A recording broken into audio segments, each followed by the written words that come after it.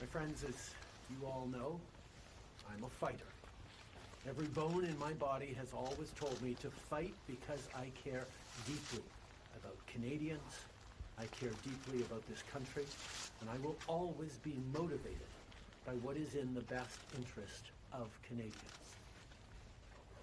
And the fact is, despite best efforts to work through it, Parliament has been paralyzed for months after what has been the longest session of a minority parliament in Canadian history. That's why this morning I advised the Governor-General that we need a new session of Parliament. She has granted this request, and the House will now be prorogued until March 24th. Over the holidays, I've also had a chance to reflect and have had long talks with my family about our future. Throughout the course of my career, any success I have personally achieved has been because of their support and with their encouragement. So last night over dinner, I told my kids about the decision that I'm sharing with you today. I intend to resign as party leader, as Prime Minister, after the party selects its next leader through a robust, nationwide, competitive process. Last night, I asked the President of the Liberal Party to begin that process.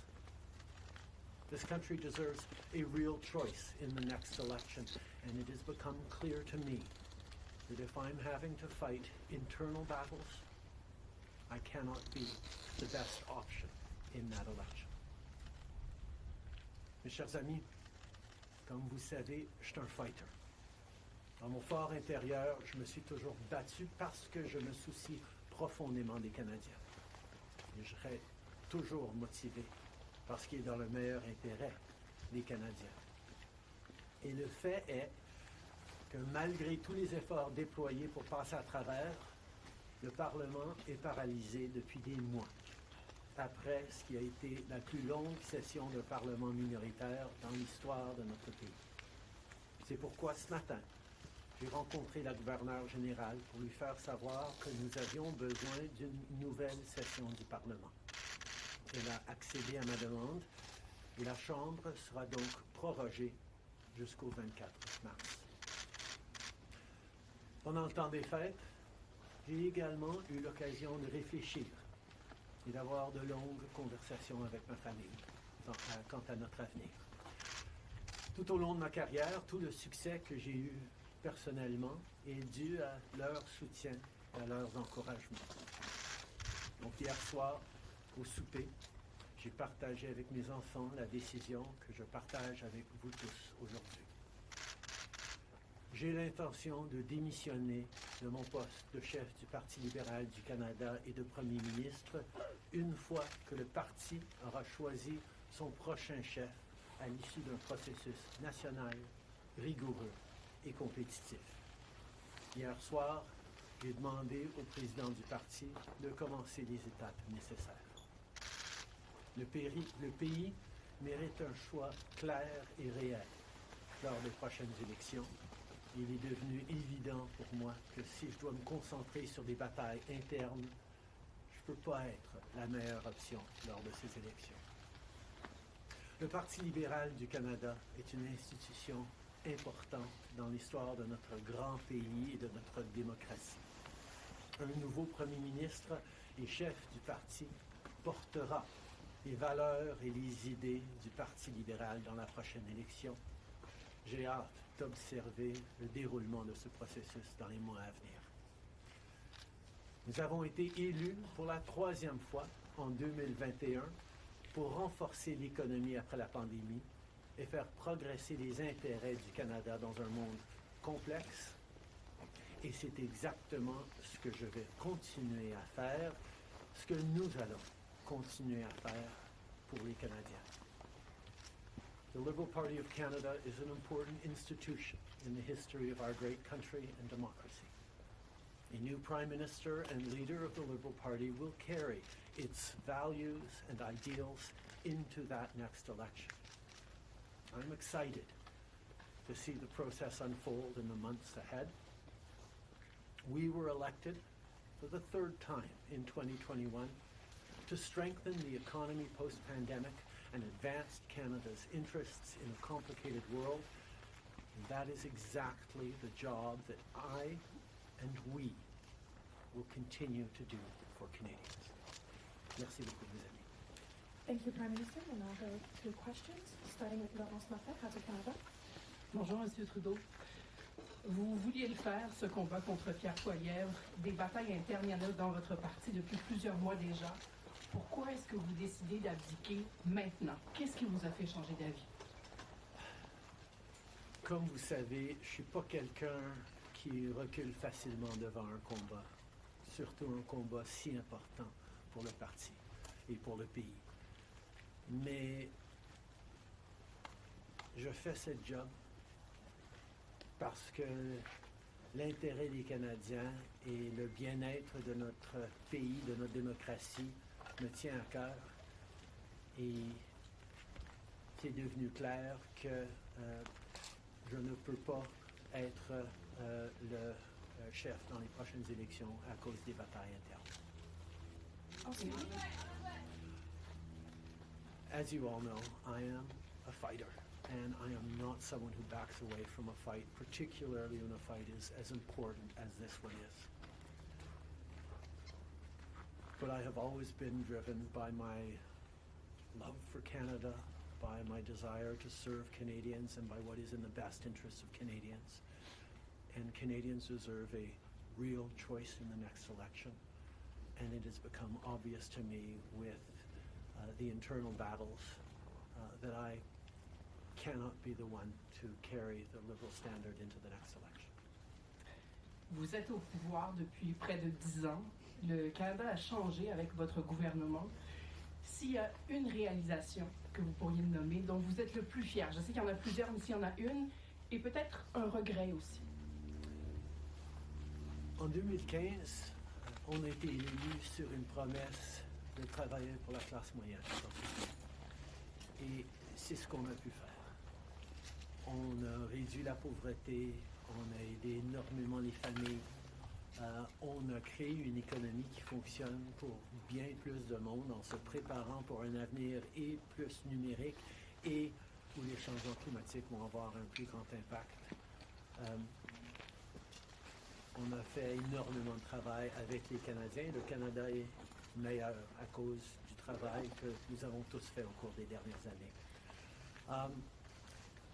Un regret, je continue à penser que si notre système électoral aurait été changé pour que les gens puissent mettre un premier, un deuxième, un troisième choix sur le bulletin, les partis auraient passé plus de temps à regarder les points qu'ils avaient en commun pour être les deuxième ou troisième choix des voteurs plutôt que de voir la polarisation que nous avions.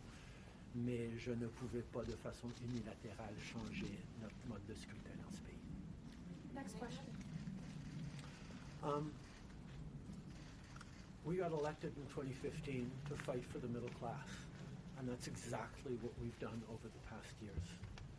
We reduced their taxes, we increased the benefits to families, we made sure the economy was focused on working for everyone and not just a few, and that has changed.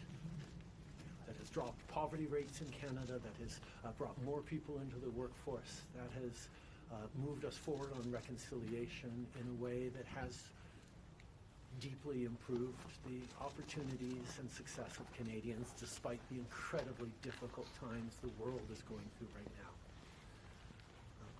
There's lots more work to be done, and I know that this party and this country and Canadians will keep doing it.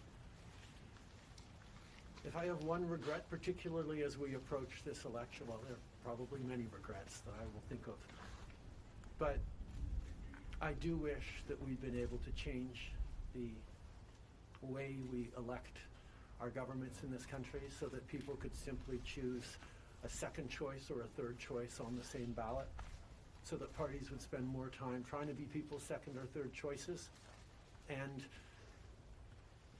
people would have been looking for things they have in common instead of trying to polarize and divide Canadians against each other. I think in this time, figuring out how to pull together and find common ground remains something that is really important for democracies. But I could not change unilaterally without support of other parties our electoral system. That wouldn't have been responsible. Prochaine question. Tondam with Charles Toronto Star. Prime Minister, up until 3 weeks ago, you were intending to stay, and it seems that the event 3 weeks ago of Ms. Freeland coming out and saying you were firing her as your finance minister was the catalyst that brought us here today. So can you explain your side of what happened there? Chrystia has been by my side for close to 10 years now. She has been an incredible political partner through just about everything we have done as a government and as a party over the past decade. I had really hoped that she would agree to continue as my Deputy Prime Minister and take on one of the most important files that not just this government but this country is facing, but she chose otherwise. In regards to what actually happened, I am not someone who's in the habit of sharing private conversations. Chrystia a été depuis presque 10 ans maintenant à mes côtés en tant que partenaire politique essentiel à presque tout ce qu'on a réussi en tant que gouvernement, en tant que parti. J'aurais vraiment souhaité qu'elle choisisse de continuer en tant que ma vice-première ministre et qu'elle prenne un des dossiers les plus importants auxquels les Canadiens et notre gouvernement vont faire face dans les mois à venir, d'ici les prochaines élections. Mais elle n'a pas voulu. Mais par rapport aux détails, je ne suis pas quelqu'un qui partage les détails de conversations privées. You spoke about the Liberal Party as an institution and the internal battles right now, but I'm wondering if you feel that another leader will have more success than you will at beating Pierre Poilievre in the next campaign. Pierre Poilievre's vision for this country is not the right one for Canadians. Stopping the fight against climate change doesn't make sense. Backing off on the values and strength and diversity that Canada has always worked to pull itself together on is not the right path for the country. Attacking journalists, the CBC institutions, that's not what Canadians need in this moment. We need an ambitious, optimistic view of the future, and Pierre Poilievre is not offering that. And I look forward to the fight as progressives across this country stand up for the kind of vision for a better country that Canadians have always carried, despite the tremendous pressures around the world to think smaller, to veer towards the hard right, and to be less ambitious for what we can be and do as a country when the world really needs Canada. That's not an answer, though. Yes or no? Is there another leader that could beat him? Absolutely. Sur le leader? Oui. Est-ce que vous Pierre pouvez Poilievre. élaborer en français, s'il vous plaît? Merci. Pierre Poilievre a une vision profondément petite et erronée pour ce pays, si même on accepte qu'il ait une vision, de reculer sur les droits fondamentaux, d'arrêter la défense, la lutte contre les changements climatiques, de ne pas investir dans une économie plus verte, plus inclusive, de toujours chercher des divisions entre les Canadiens plutôt que de rassembler pour faire face à l'avenir de façon optimiste et ambitieuse. C'est pas le bon choix pour les Canadiens.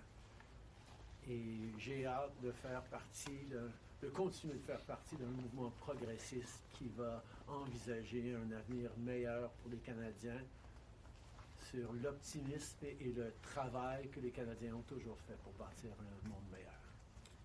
Next question. Hélène Buzetti, les corps d'information.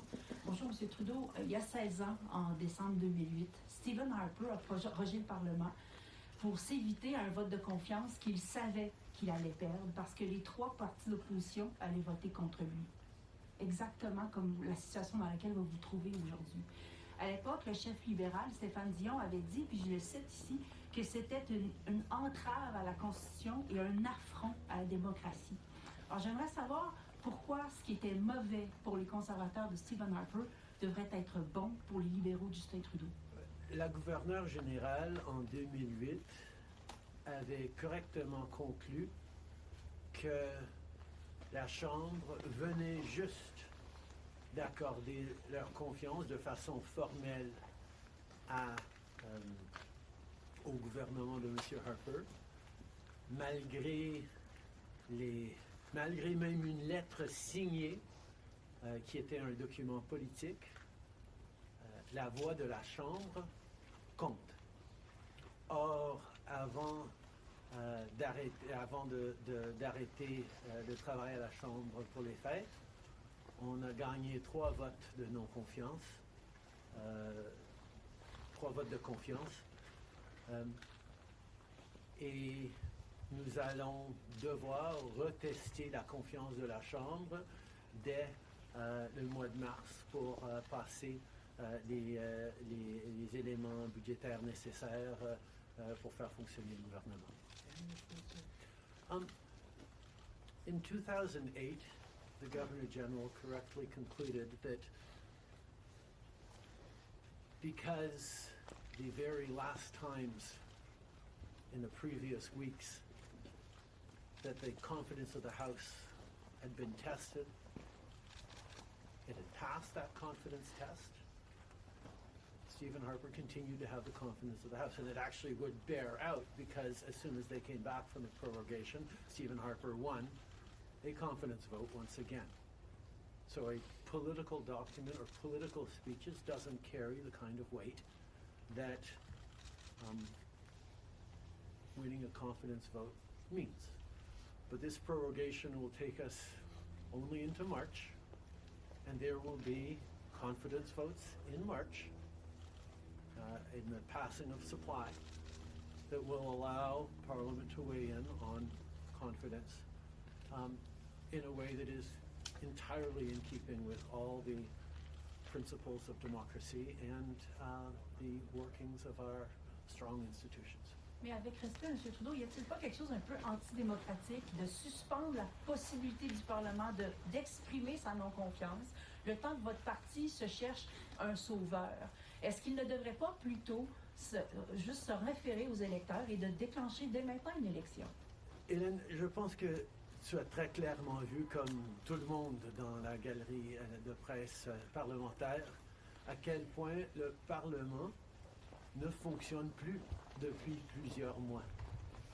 On est pogné dans une question de privilège, il y a des motions d'obstruction constantes et on a pu très peu accomplir pendant les derniers mois au Parlement.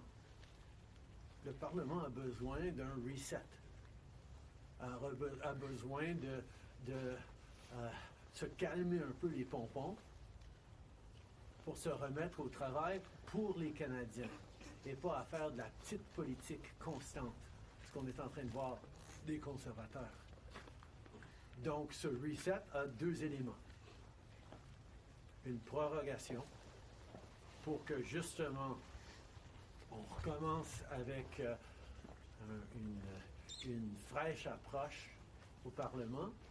Et deuxièmement, oui, le Parti libéral va entamer un leadership parce que je m'attends à ce que si c'est pas moi qui va mener le parti dans les prochaines élections, la polarisation qu'on voit actuellement au Parlement devrait aussi se calmer un petit peu. Les Canadiens ont besoin d'un Parlement qui fonctionne, particulièrement dans ce moment complexe. Et ces deux éléments vont représenter le reset nécessaire pour le Parlement. En anglais, mais si vous pouvez dire pourquoi pas une élection, vous l'avez pas dit. The Parliamentary Press Gallery, and anyone who's been watching politics closely over the past months will know that Parliament has been entirely seized by obstruction and filibustering and a total lack of productivity over the past few months. We are right now the longest serving minority government in history, and it's time for a reset. It's time for the temperature to come down, for the people to have a fresh start in Parliament, to be able to navigate through these complex times, both domestically and internationally. And the reset that we have is actually two parts. One is the prorogation, but the other part is recognizing that removing me from the equation as the leader who will fight the next election for the Liberal Party should also decrease the level of polarization that we're seeing right now in the House and in Canadian politics, and allow people to actually focus on serving Canadians in this House and with their work the way Canadians deserve. On va prendre une dernière question. Good morning, Prime Minister. Stephanie Taylor with the National Post. Given, as you just said, there's going to be confidence votes in March, opposition parties have said they are prepared to bring down your government. What kind of chances do you think you are leaving to your successor, given that there will only be mere weeks for them to introduce themselves to Canadians before heading into an election, potentially? I have a tremendous amount of confidence in both Canadians and in parliamentarians' interest in serving Canadians in the right way. We're in a minority government right now, and there hasn't been an active leadership in a minority government in more than 50 years in this country. And there is always going to be the challenge of having a leadership race while a parliament would face confidence votes in the course of delivering supply to the government. So this is something that we're going to navigate through, but I truly feel that removing the contention around my own continued leadership is an opportunity to bring the temperature down, have a government that will focus on the complex issues that are coming forward in the coming months, while the party gets to have a full national process that brings in people from right across the country and makes a determination about the best person to carry the progressive liberal standard into the next election. Can you clarify whether ministers who would like to campaign for your job will have to step out of cabinet? And how can the Liberal government be in a position to protect Canadian businesses and Canadians from the threat of tariffs from incoming President Donald Trump when members of the government are going to be focused on who's going to be taking your job? The government will still, and the cabinet will still be very much focused on doing the job that Canadians elected us to do in 2021, which is fight for their interests, stand up for their well-being, and make sure that they are good and that Canadians are protected and strong. There will be a leadership process, and the rules will unfold over the coming weeks, but I can assure you that the tools and the need to stand up for Canadians, to protect Canadians in their interests and continue to fight for the economy is something that everyone in this government will be singularly focused on. Je peux souligner que, évidemment, les règles et les conditions du leadership du Parti libéral vont être discutées dans les semaines à venir, mais le gouvernement qui a été élu pour protéger les Canadiens et leurs intérêts dans un monde très complexe qui a été élu le plus récemment en 2021, va continuer ce travail avec un focus et une emphase singulière sur ce qui est dans les intérêts des Canadiens, pendant que le parti fait ce dont il a besoin pour avoir un processus de leadership. Merci beaucoup. C'est ce qui conclut la conférence de presse d'aujourd'hui. Merci tout le monde. Merci d'être ici dans une belle journée d'Ottawa. Do you think it's irresponsible to resign? Why not